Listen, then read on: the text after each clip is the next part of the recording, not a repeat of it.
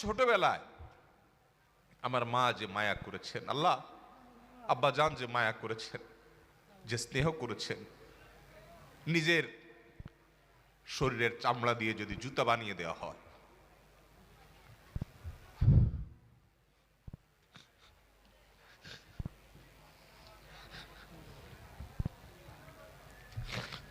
তবুও বাপ মার ঋণ কখনো শোধ করা যাবে না।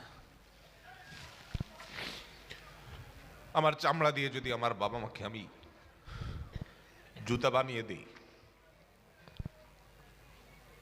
তবুও বাবা মার ঋণ শোধ করা যাবে না। আমাদের বাবা মা বাচ্চাদের প্রতি কতটা মায়া করেন, যারা সন্তানের বাবা হয়েছেন তারা সবাই টের পান। পান কি পান না? কিন্তু আমরা মরার পর কিছুদিন কান্নাকাটি করার পর এরপর বাবা মাকে ভুলে যাই।